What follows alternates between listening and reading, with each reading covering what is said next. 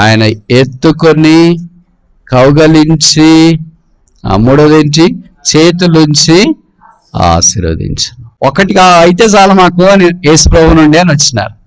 కానీ ప్రభు ఏం చేశాడంటే 1కి 4 అంతలు ఇచ్చినాడు. ప్రభు నన్ను ఎవరు పట్టించుకోవట్లేదు, నా దగ్గర రండి. నాకు ఎవరు జాలి చూపించట్లేదు, నా దగ్గర రండి. నేను అనాథని ప్రభు, నా దగ్గర రండి. నేను విధురాలు ప్రభు, నా దగ్గర రండి. నేను వృద్ధుని ప్రభు, నా దగ్గర రండి. కనుక ఏ అక్కరున్నా ఏ కొరతున్నా నా దగ్గరికి తీసుకురండి, నా దగ్గర తెండి. ఇలాగ చెప్పేవాళ్ళు ఎవరైనా ఉంటారా? అంటే ప్రభు దగ్గర ఆశీర్వాదం పొందాలనుకునే శేషము కొంతే.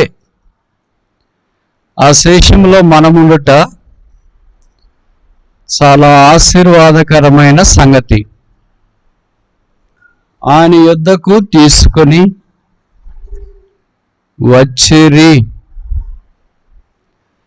సరైన వ్యక్తి దగ్గరికి సరైన సమయంలో సరైన ఉద్దేశముతో సరైన పద్ధతిలో సరైన వారు వచ్చినారు.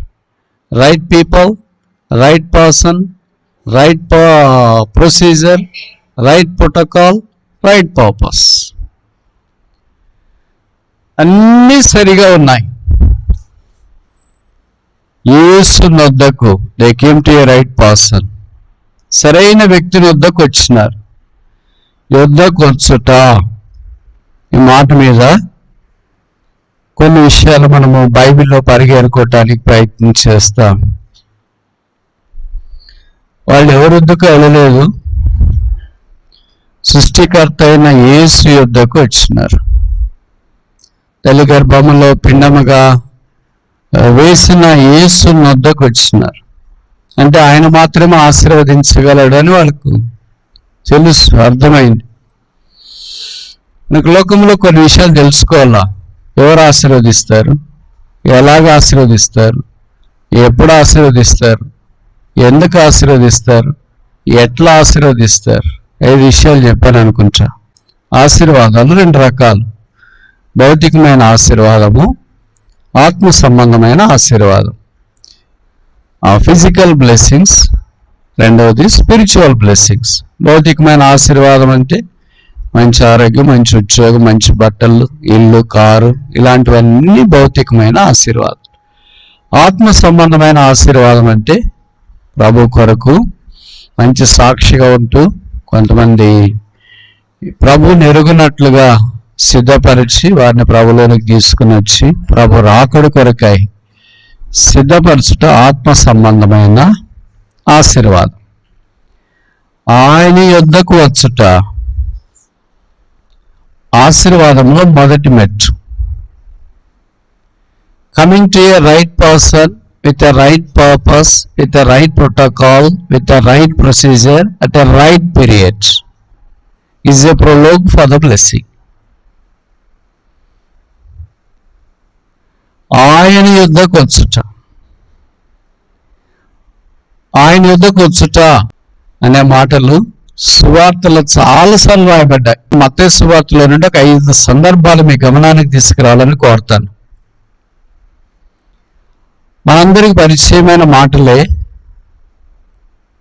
మత్తయి సువార్త 11వ అధ్యాయం 28వ వచనం. Matthew chapter 11 verse 28. మత్తయి సువార్త 11వ అధ్యాయము 28వ వచనం. ప్రయాసపడి భారం మోసుకుంటున్న సమస్త జనులారా నా యొద్దకు రండి. మత్తయి ఆయన యుద్ధకు రావాలనేవి చాలా ఆహ్వానాలు ఇచ్చినాడు. దాంట్లో ఇది ప్రముఖం. కమ్ అంటు మీ, నా యొద్దకు రండి. అంటే ఆయన దగ్గర కాకుండా ఇంకా చాలా వాళ్ళ దగ్గరికి వెళ్తుండొచ్చు. వారికి అక్కడ భారం తగ్గించుకోవాలని వెళ్తున్నారు, కానీ ఇంకా భారం అయిపోతున్నారు. వాళ్ళే భారం అవుతున్నారు, వెళ్ళిన వాళ్ళకి కూడా భారం అయిపోయారు. ఈ భారం రకరకాలు. కొంతమందికి కుటుంబ భారము ఉండొచ్చు, కొంతమందికి పాప భారము, కొంతమందికి శరీర భారము, ఆర్థిక భారము, ఆ ఇబ్బందుల భారము, ఇలాగ రకరకాలైన భారాలు ఉండొచ్చు. భారం లేకుండా ఇక్కడ ఎవరు లేరు. ఏదో ఒక భారం కలిగి ఉన్నారు. దాంట్లో తీవ్రమైనది పాప భారం. అది తొలగించబడితేనే తేలిక అవుతుంది. ఎవరు పాపులు? బైబిల్లో రాయబడింది, ఏ భేదం లేదు, అందరూ ఎలాంటి వాళ్ళైనా, ఏ కులమైనా, ఏ ప్రాంతమైనా, ఏ ప్రజలైనా, స్త్రీలైనా, పురుషులైనా, చిన్నోళ్ళైనా, పెద్దోళ్ళైనా, చదువున్నా, చదువు లేకపోయినా, ఆరోగ్యం ఉన్నా, ఆరోగ్యం లేకపోయినా అందరూ పాపం చేశారు. నేను ఈ మాట చెప్తే మీరు అనొచ్చు, అందరూ పాపం చేసినారు అంటున్నారు కదా, అందరికి వస్తుందా? ఒకని ద్వారా వచ్చిన పాపము ప్రపంచానికి వ్యాపించదా? ఎక్కడైనా జ్వరాన్ని ఏమంటారు? జలుబుని ఏమంటారు? క్యాన్సర్ని ఏమంటారు? ఎక్కడైనా ఇచ్చే వాటికి అంతా ట్రీట్మెంట్ ఏంటి? మామూలుగా ఇచ్చేది పారాసిటమాల్లో, డోలోనో ఏవో ఇస్తుంది. ఎక్కడైనా అమెరికాలోనే ఇచ్చేది అదే, ఎక్కడ ఇచ్చేది అదే, యూరోప్లో ఇచ్చేది అదే, ఎక్కడైనా ఇచ్చేది ఒకటే రకమైన మాత్రలు. కాకపోతే కంపెనీలు మారుతుంటాయి. ఇప్పుడు ఫ్యాన్లు ఉన్నాయి, రకరకాల కంపెనీలు ఉన్నాయి, ట్యూబ్లైట్లు ఉన్నాయి, రకరకాల కంపెనీలు ఉన్నాయి. ఫిలిప్స్ ఉంది, క్రాంప్టన్ ఉంది, సోనీ ఉంది, రకరకాల కంపెనీలు ఉన్నాయి. బట్ ఒకటే నియమం పనిచేస్తుంది, సేమ్ ప్రిన్సిపల్ వర్క్స్. అలాగే మందులు కూడా రకరకాల కంపెనీ, ఫైజర్ అనే కంపెనీ ఉంది, జాన్సన్ జాన్సన్ అనేది ఉంది, ఇప్పుడు బయోటెక్ రకరకాల కంపెనీలు ఉన్నాయి. బట్ అన్నిట్లో ఉండే కాంపోజిషన్ గించటానికి వాడే మందు. అర్థమైంది అనుకుంటా మీలో. ఇప్పుడు దీన్ని మన ఆత్మ సంబంధమైన విషయానికి అనువర్తించుకోవటానికి ప్రయత్నం చేస్తాం. ఇక్కడ ఉన్న వాళ్ళే పాపులు, అమెరికా వాళ్ళు పాపులు కాదంటానికి లేదు. పాపం ఒక్క మనుషుని ద్వారా ఈ భూమి మీదకి ఎలాగొచ్చిందో అలాగే మనుషులందరిలో పాపం విస్తరిస్తూ వచ్చింది తెలియకుండా. పాపం మనుషుని అలా కబళించడం సాధ్యం కాదా? పాపము నుండి విముక్తి పొందటానికి కూడా దేవుడు అదే పరిష్కారం ఏర్పాటు చేశాడు.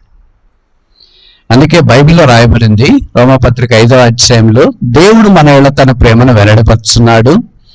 ఎట్లనగా మనం ఇంకనో పాపులమైండగా, బలహీనమైండగా, శత్రులమైండగా, దూరస్థులమైండగా యుక్త కాలమున క్రీస్తు యేసు మన కొరకై చనిపోయాను. లోకంలో మనం అందరము బ్రతకటానికి పుట్టాం. We are all born to live. None of us would like to die immediately. మనలో ఏ ఒక్కరం కూడా వెంటనే చనిపోవాలని కోరుకోం. అందుకే కదా అంబులెన్స్ ఉండేది. చనిపోతున్న వ్యక్తిని హాస్పిటల్కి తీసుకెళ్ళటానికే. హాస్పిటల్కి వెళ్ళినా 1 రోజు 2 రోజులు బ్రతుకుతాడు అనుకోండి, 1 వారం బ్రతుకుతాడు అనుకోండి, కానీ ఏం చేసేది ఉండదు కదా. వాళ్ళకి తెలుసు, మనకి తెలుసు, అందరికీ తెలుసు. కానీ మనకు ప్రాణం అంటే, మనిషి అంటే ప్రాణము, తీపి ఇవన్నీ ఉంటాయి కనుక మన ప్రయత్నాలు మనం చేస్తాం.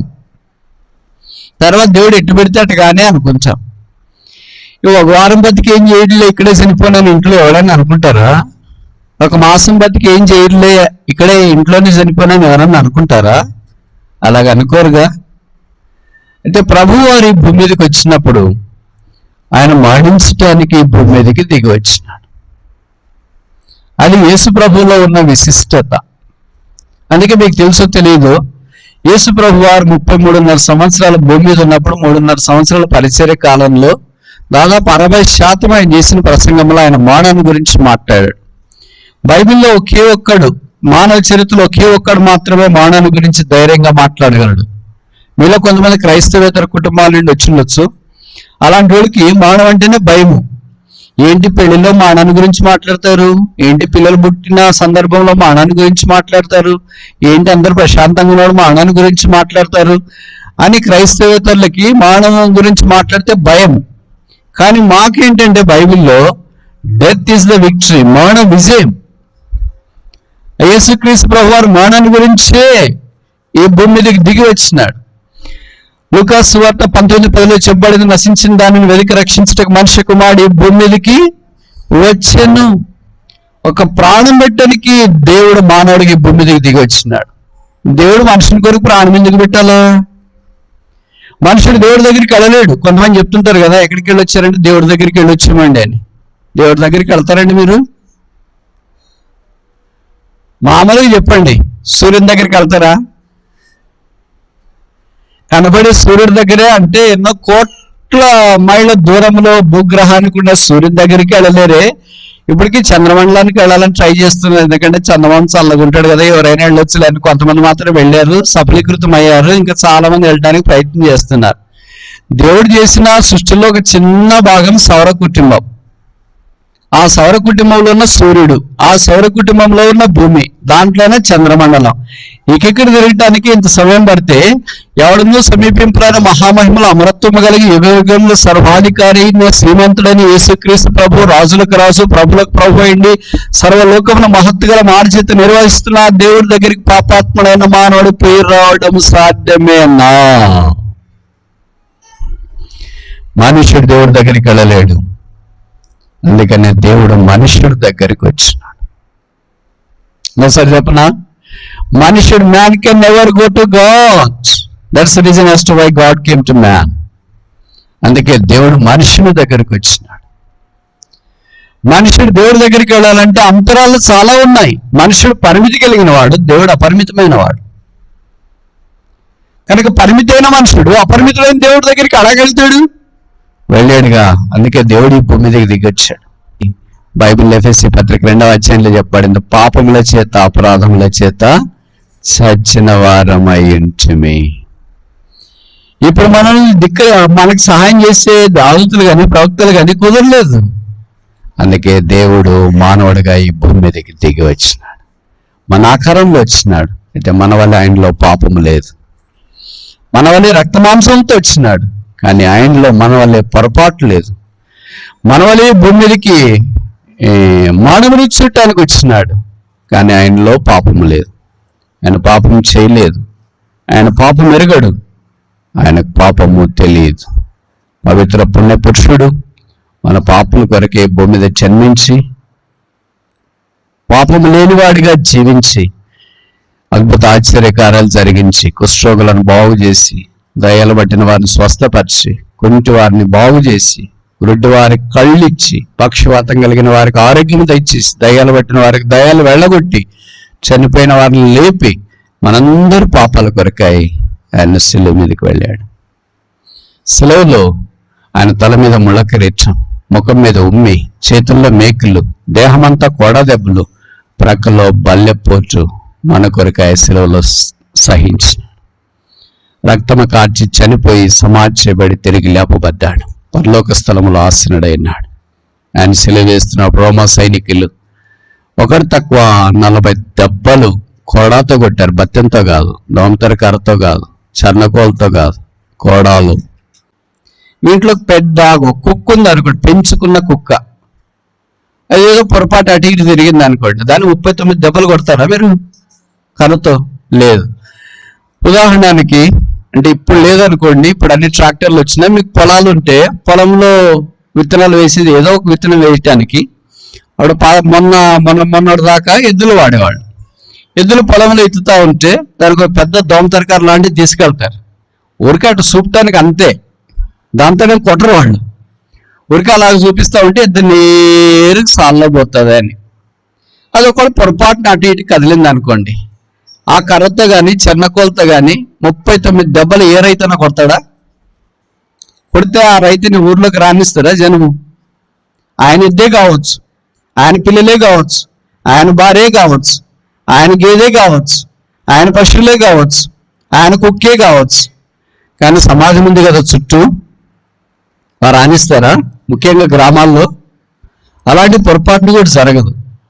నీ దగ్గరున్న ఎద్దులు కానీ, నీ దగ్గరున్న పశువులు కానీ, నీ దగ్గరున్న పిల్లలు కానీ 1, 2, 3 దెబ్బలు అలా కొడితేనే నీ మనసంతా చలించిపోతే, చెమ్మగిల్లిపోతే, పాపము చేయని ఆ దేవకుమారుణ్ణి దేవుడు శిలువలో అతను నలుగొట్టుట యెహోవాకు ఇష్టమాయెను. మొదటి దెబ్బ, రెండో దెబ్బ, 5వ దెబ్బ, 10వ దెబ్బ, 15, 20, 25, 30, 35, 36, 37, 38, 39 స్టాప్.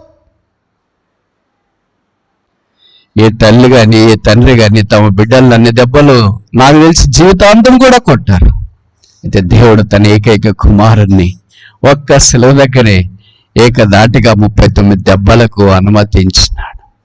దేవుని ప్రేమ ఆ శిలువలో మన పక్షాన యేసుక్రీస్తు శిలువకు అప్పగించిన దానిని బట్టి ఆయన రుజువు చేశాడు.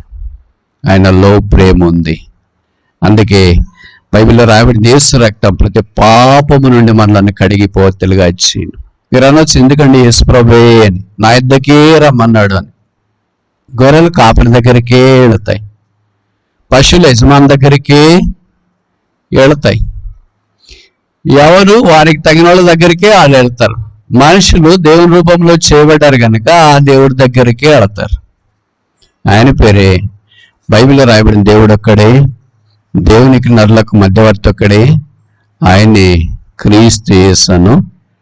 ఎవరు ఎవరు దేవదూత కాదు, నరుడు. ఎందుకు నరుడుగా వచ్చినాడు? ఆదికాండం 6వ అధ్యాయంలో నరుల చెడుతనము భూమి మీద గొప్పదనియు వారి తలంపులలోని ఊహలన్నీ కేవలము చెడ్డవని దేవుడు సూచను. కనుక నరుడు మానవుని యొక్క జీవితం బాగలేదు కనుక ఆ మానవుని బాగు చేయటానికి యేసు మానవుడిగా ఈ భూమి మీదకి దిగి వచ్చినాడు. మనుషుని యొక్క అపవిత్రమైన పాపము మనుషుని ఆ రక్తంలో నరనలా ఉంది. పాపం ఎక్కడుందంటే ఏం చెప్తారు?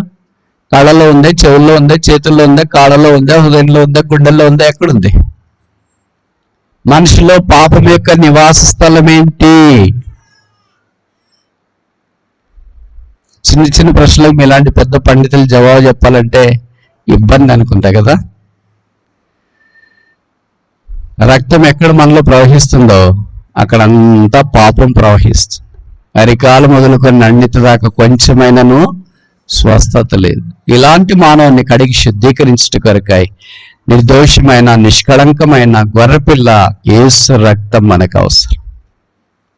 చూడు, మీ అమ్మగారు మీ తాతయ్యో అమ్మమ్మో, ఇక్కడ అవ్వ తాత అంటాం కదా, హాస్పిటల్లో చాలా క్లిష్ట పరిస్థితిలో ఉన్నారనుకోండి. అక్కడ డాక్టర్ గారు చెప్పారు, మీకు నమ్మకం లేదు, కాకపోతే ఒక బాటిల్ రక్తం కావాలా అని. మీరు బయటకు వచ్చిన వెంటనే మీ ఊర్లో ఏదో ఒక పని తిరుగుతుంది అనుకోండి, డ్రైనేజ్ ఎక్కువ కదా, దీంట్లో రక్తం ఉందని దాన్ని రక్తం తీసుకుని వెళ్తారు ఒక యూనిట్. ఇంకా కొంచెం దూరం పోయిన తర్వాత గాడిద కనిపించింది అనుకోండి, దీంట్లో కూడా రక్తం ఉందని తీసుకుని వెళ్తారా? ఇంకో పశువు కనిపించింది అనుకోండి, దాంట్లో కూడా రక్తం ఉందని తీసుకెళ్తారా? మరి జంతువుల రక్తం మనిషికి సూటి కానప్పుడు జంతువుల రక్తం ద్వారా మనిషి యొక్క పాపాలు పోతాయని అనుకోవడం న్యాయమా? లాజికా? బైబిల్ అదే రాయబడింది. హెబ్రీ పత్రికలో చేయబడింది. ఏ రక్తము, మనుషుల రక్తము గాని జంతువుల రక్తము గాని మనిషిని యొక్క పాపాన్ని తీసివేయ నేరదు. ఒక్క యేసు రక్తమే, పరిశుద్ధమైన నిర్దోషమైన నిష్కళంకమైన రక్తం మాత్రమే మన పాపాలు తీసివేసి మనల్ని పరిశుద్ధపరచగలవు. అందుకే బైబిల్లో రాయబడింది, యేసు రక్తం ప్రతి పాపము నుండి మనల్ని కడిగి పవిత్రులుగా చేయను. మరి కనిపించిన వెంటనే దేని రక్తం అదే నువ్వు తీసుకొని వచ్చి ఇవ్వవు కదా మీ తాతయ్య గారికో అమ్మమ్మ గారికో. మనిషి కనిపించిన మనిషి రక్తం వెంటనే తీసుకురావటానికి లేదు. ఆ గ్రూపా కాదా చూసుకోవాలా. ఆ గ్రూప్ కాకపోతే అలాంటి గ్రూపులు ఎక్కడైనా దొరుకుతాయా చూసుకోవాలా. అప్పుడు మాత్రమే ఆ రక్తంకి విలువ. ఇప్పుడు మనుషులందరి పాపానికి ఒకే ఒక దైవ కుమారుని యొక్క రక్తము దేవుడు పరలోకానికి వెళ్ళటానికి ఏర్పాటు చేసిన మార్గం. పాపము యేసు రక్తము కడిగి శుద్ధీకరిస్తుంది. ఏ పాపైనా, ఎలాంటి వ్యక్తి అయినా ఆ యేసు ప్రభు రక్తం దగ్గరకు వచ్చి కడగబడి శుద్ధీకరింపబడవచ్చును. అందుకే బైబిల్ రాయబడింది, నా యొద్దకు రండి, నేను మీకు విశ్రాంతిని కలగచేతును. పాప భారంతో మూలుగుతున్నావా? జడిసిపోయావా? డసిపోయావా? సోలిపోయావా? సొమ్మసిల్లిపోయావా? ఏం చేలో తోచకుండా అలాగే ఉండిపోయావా? ఎన్నో ప్రయత్నాలు చేసావు కదా. ప్రభు యొక్క ప్రేమ సందేశము మీకు ప్రకటన చేయించున్నా. ఆయన ప్రేమామయుడు, పాపల రక్షకుడు, కన్నీరు తుడిచే దేవుడు, పాపల కొరికి భూమి మీదకి దిగి వచ్చిన పాపల స్నేహితుడు, గాయాలు కట్టేవాడు, సమస్తమును బాగా చేసే దేవుడు. యేసు నుండి విశ్వాసం ఉంచు, అప్పుడు నీవును నీ ఇంటి వారును రక్షణ పాపక్షమాపణ పొందెదరు. ప్రభువైన యేసు క్రీస్తు ప్రభువు లేకుండా సమాధానము లేదు, యేసు లేకుండా నెమ్మది లేదు, యేసు లేకుండా ఆనందం లేదు, యేసు లేకుండా పరలోక ప్రాప్తి లేదు. ఇది బైబిల్ తెలియజేస్తుంది. అందుకే యేసు ద్వారా పరలోక రాజ్య ప్రవేశం పొందాలని యేసు ప్రభు నామమున మీకు ప్రేమతో మనవి చేయించున్నా. ఆయన యొద్దకు వచ్చినప్పుడు మొదట ఆశీర్వాదం, పాపక్షమాపణ, మారు మనస్సు, రక్షణ భాగ్యం. పాప భారం అంతా తొలగించబడుతుంది. చెప్పన సఖ్యమును మహిమయుక్తమైన సంతోషం మన హృదయంలోని దావానంలా వ్యాపిస్తుంది. సంతోషం భూమి మీద దేవుడు మాత్రమే ఇవ్వగలడు. మనుషులు ఇచ్చే సంతోషం, వస్తువులు ఇచ్చే సంతోషం, ఆస్తులు ఇచ్చే సంతోషం, డబ్బు, బంగారము ఇవన్నీ ఇచ్చే సంతోషం కేవలం తాత్కాలికమైనవే. యేసు ప్రభు నరకకుండా ఈ లోకాన్ని విడిచిపెడితే బైబిల్లో రాయబడింది, నరకం అగ్నికల్నములతో ఆరని గుంజం, దాన్ని పాతాళము అని బైబిల్లో సెలవు ఇవ్వబడింది. కనుక అక్కడికి వెళ్ళటానికి ప్రయత్నం చేయొద్దు. అక్కడ ఉపాయం లేదు, అక్కడ జ్ఞానం లేదు, తెలివి లేదు. ఇలా కరెంటు, ఫ్యాన్లు, బల్బులు, ఇరుగు పొరుగు నీకు సహాయం చేసేవాళ్ళు ఉన్నారు. మొబైల్ ఫోన్ అసలే లేదు, నెట్వర్క్ లేదు, యూట్యూబ్ లేదు, ఎప్పున వాట్సాప్ లేదు, ఇన్స్టాగ్రామ్ లేదు, ఇంకా మీకు షాకింగ్ ఏమంటే ఫేస్బుక్ అస్సలు లేదు. అసలు నువ్వు ఊహించుకు ఇవన్నీ లేని ఒక లోకం, అదే నరకం, అదే పాతాళం, అదే అగ్నికొండ. అక్కడికి నువ్వు వెళ్ళొద్దు. యేసు దగ్గర క్షమాపణ కోరు, జీవితాన్ని మార్చుకో. ప్రభువు నిన్ను ఆశీర్వదించాలని కోరుతున్నాడు. ఇంక మొదటిది, యేసు ప్రభు వద్దకు రక్షణ కొరకై వచ్చుట. Coming to Christ for salvation. నా దగ్గర రండి, నేను మీకు విశ్రాంతిని కలగచ్చు. రెండోది చూస్తామా? మత్తయి సువార్త 5వ అధ్యాయం. Gospel according to Matthew chapter 5 verse 1. Matthew chapter 5. మత్తయి సువార్త 5వ అధ్యాయం 1వ వచనం. Matthew chapter 5 verse 1. ఆయన జన సమూహములను చూచి కొండెక్కి కూర్చుండగా ఆయన శిష్యులు యొద్దకు, ఈ మాట మీరు గుర్తుపెట్టుకొని మర్చిపోవద్దు. మన ఇప్పుడు అంశం ఏంటి? ఆయన యొద్దకు.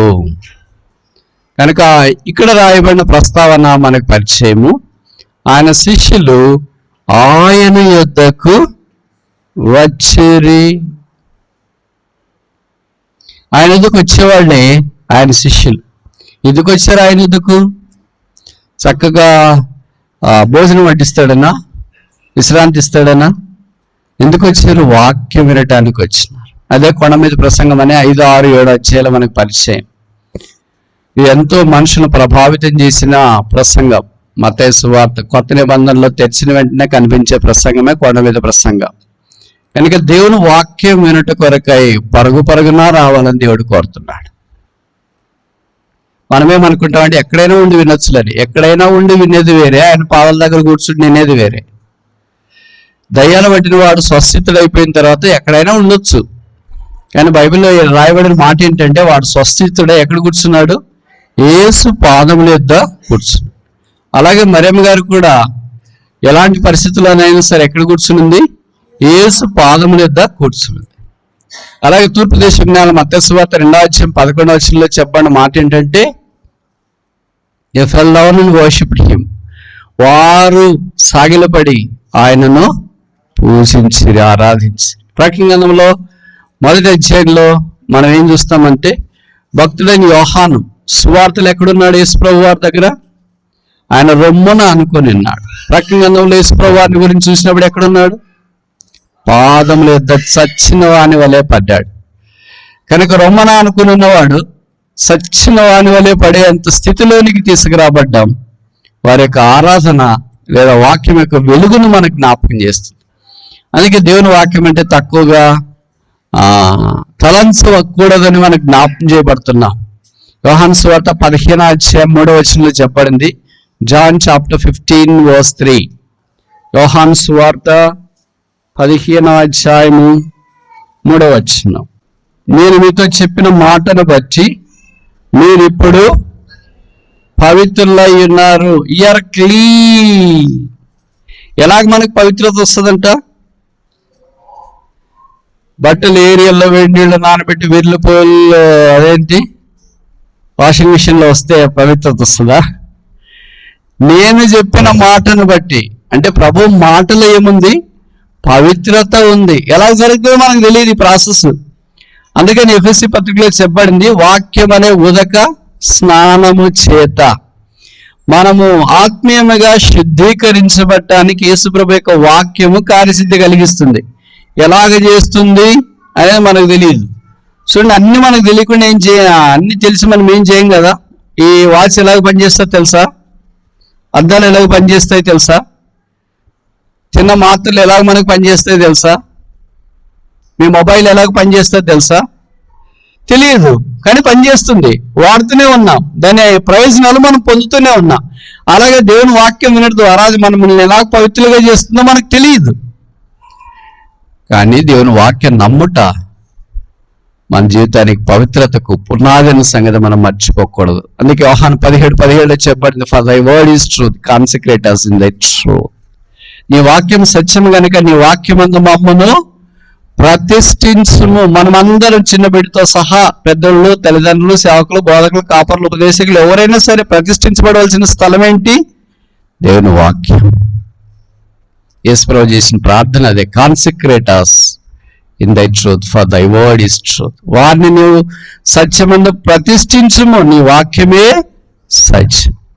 కనుక ప్రభు వారి వాక్యం వినటానికి శిష్యులు వేగిరబడి వచ్చినారు. వారి జీవితం అంతా ప్రభు ఉన్నంత దాకా వాక్యం వింటూనే వచ్చినారు. అందుకని యేసు ప్రభు వారు బాప్తిసం తీసుకుని యోర్దాను నదిలో నుండి బయటకు వచ్చేటప్పుడు కూడా శిష్యుల కొరకు చెప్పబడిన బలమైన మాట ఏంటి? మత్తయి 3:17 చెప్పబడింది అనుకుంటా, this is my beloved son in whom I am well pleased, hear ye him. ఈయన నా ప్రియకుమారుడు, ఈయన యందు నేను ఆనందించున్నాను. ఏమినాలంట? ఈయన మాట వినండి. మన సేని గీతలో పాట కూడా ఉంది, అది బహుశా పాత వాళ్ళకి ఎవరికన్నా వస్తుంటది, కొత్త వాళ్ళకి అది రాదనుకోండి. ఈయన మాట వినుడి మీరు, ఈయన మాట వినుడి, ఈయన మాట వినుడి. ఆయన మాటలో అంత శక్తి ఉంది. అంటే మనం అందరూ మాటలు వినడానికి ప్రయత్నం చేస్తుంటాం, ఆయన మాట తప్ప. మనుషుల మాటలు వింటే మనకు కంపరం వస్తుంది, తర్వాత కలవరం వస్తుంది, భయం వస్తుంది, దిగులు వస్తుంది, చింత వస్తుంది. దేవుని వాక్యానికి స్థలం లేనప్పుడు దాన్ని బట్టే చాలా మంది చనిపోతారు. భయం చేత అనేకులు కూలిరిన వాక్యంలో రాశారు. కనుక దేవుని వాక్యం ఏం చేస్తుందంటే మనం దృఢంగా ఉండేటట్టు చేస్తుంది, దుర్వార్తకు జడకుండా ఉండేటట్టు చేస్తుంది.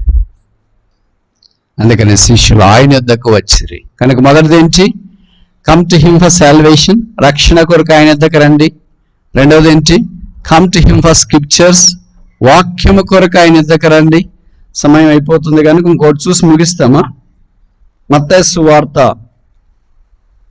14:17.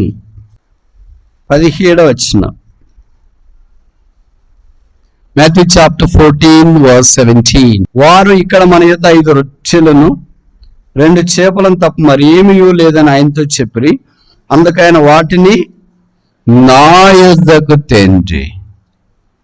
ఆయన యొద్దకు తీసుకెళ్ళడం ద్వారా తర్వాత ఏం జరిగింది అనేది నాకంటే మీకు బాగా తెలుసు.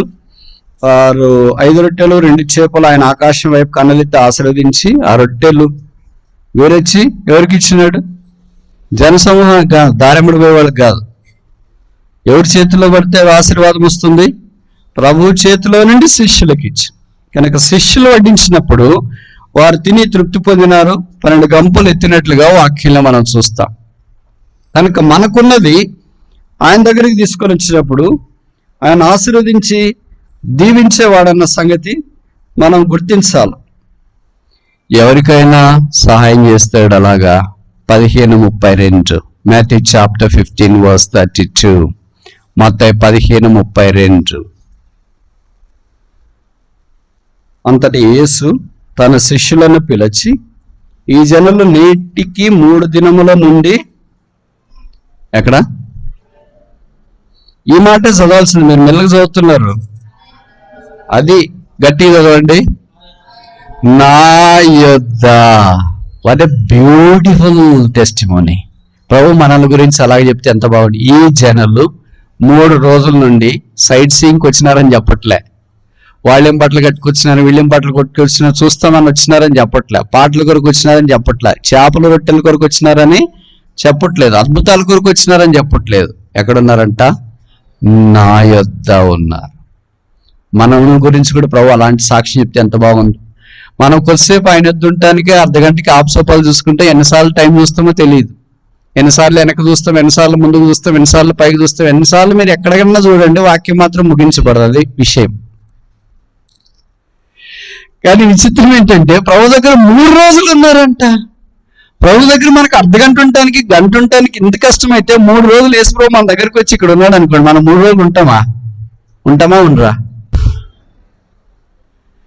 నాకు షుగర్ ఎక్కువైంది ప్రభా, చాక్లెట్ తినేసి వస్తాను వెళ్ళేవాళ్ళు కొంతమంది, బీపీ ఎక్కువైంది ప్రభా, మాత్రలు వేసుకొని వస్తానని వెళ్ళేవాళ్ళు కొంతమంది, పిల్లలు ఏడుస్తున్నారని వెళ్ళేవాళ్ళు కొంతమంది, మా ఆయనకు వంట చేసి పెట్టించానా ఎంత వేసుకొని తినడు, అంత సుకుమారంగా పెంచి నా చేతుల్లో పెట్టింది మా అత్త, నేను వెళ్ళి వడ్డిస్తే కానీ తినడు, కనుక అడ్డించేసి వస్తానని వెళ్ళేవాళ్ళు కొంతమంది. ఇంక ఎలాగ వెళ్తారో రకరకాల. మొత్తానికి అందరూ వెళ్ళిపోయి మైక్ అబ్బాయి మాత్రం ఉంటాడు. ఏంటో ఎక్కడ ఉన్నామంటే మైక్ తెచ్చిండేది నేనేనండి, అందుకని మీరు ఆఫ్ చేస్తే మైక్ ఆఫ్ చేసుకుని తీసుకెళ్ళిపోదామని ఎదురు చూస్తున్నానండి అని. యేసు ప్రభు దగ్గరికి మొదటి రోజు ఎంతమంది వచ్చారు? 2వ రోజు 3వ రోజుకి తగ్గారే ఎక్కారా? అంతే, సేమ్ టు సేమ్. మొదటి రోజు ఎంతమంది, 2వ రోజు అట్లా ఉన్నా, 3వ రోజు కూడా అట్లా ఉన్నారు. మనలాంటి వాళ్ళు అయితే అబ్బో ఈయన భోజనం పెట్టే రకం కాదు, 3 రోజులైనా ప్రార్థన చేయించే రకము, ఇంత అంటే చాలా కష్టంలో, కావాలంటే బయటికి పోయి టీ తాగి అది వడలో ఇడ్లీలు ఏదో ఒకటి తినేసి వస్తాము అని వచ్చి వెళ్తామేమో. కానీ ప్రభు వాళ్ళందరినీ చూసి ఇచ్చిన సాక్ష్యం ఏంటంటే, ఈ జనంలో 3 రోజుల నుండి నా యొద్ద ఉన్నారు, వాళ్ళని ఖాళీకి పంపించడం నాకు ఇష్టం లేదు. కనుక ఎవరైతే ఆయన యొద్ద ఉంటారో అలాంటి వారు ఆయన యొద్దకు తెచ్చినప్పుడు దేవుడు వాటిని ఆశీర్వదించి దీవించాలని కోరుతున్నాడు. అది 30 అంతలు, 60 అంతలు, 100 అంతలు. Come to me for supply. మీకు అవసరమైన సహాయం కొరకు నా దగ్గర రండి. మీ దగ్గర ఏముందో తీసుకురండి. రొట్టెలైనా, ఎవరి రొట్టెలైనా, మామూలు రొట్టెలైనా, చేపలైనా, చిన్న చేపలైనా, పెద్ద చేపలైనా నా దగ్గర తీసుకురండి. ఆ దినాల్లో వాళ్ళకి చేపలు ఉన్నాయి, మనకైతే బ్రాయిలర్ కోళ్ళు ఉన్నాయి. ఇంకా ఆత్మీయంగా చెప్పాలంటే మన దగ్గర ఉన్న బలహీనతలు, పొరపాట్లు, పతనాలు ఇవన్నీ ప్రభు దగ్గరికి తీసుకెళ్ళినప్పుడు ప్రభు దాన్ని క్షమించి కడిగి శుద్ధీకరించి వాడుకోవాలని కోరుతున్నాడు. కనుక ఏ అక్కరున్నా ఏ కొరుతున్నా నా దగ్గరికి తీసుకురండి, నా దగ్గరికి తెండి. ఇలాగ చెప్పేవాళ్ళు ఎవరైనా ఉంటారా?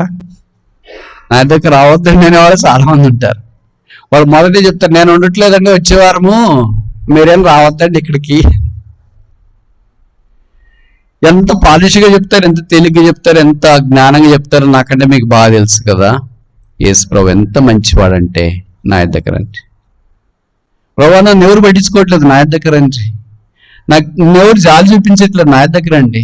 నేను అనాథని ప్రభు, నా దగ్గర రండి. నేను విధురాలు ప్రభు, నా దగ్గర రండి. నేను వృద్ధుని ప్రభు, నా దగ్గర రండి.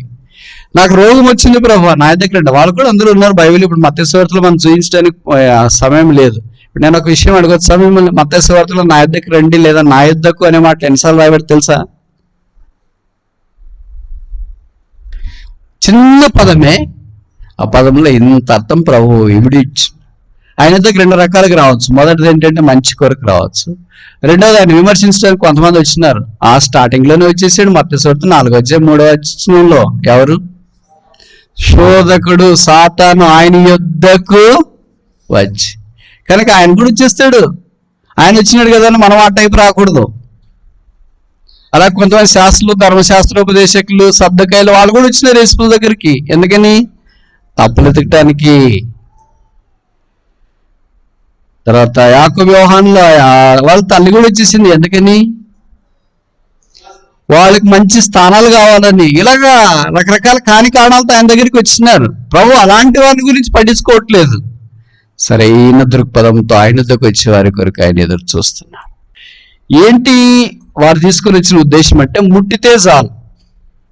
అంటే ఆయన టచ్లో, his touch has power. Shock కొడుతుంది అంటారు కదా కొంతమంది. ఆయన స్పర్శలో అంత శక్తి ఉంది.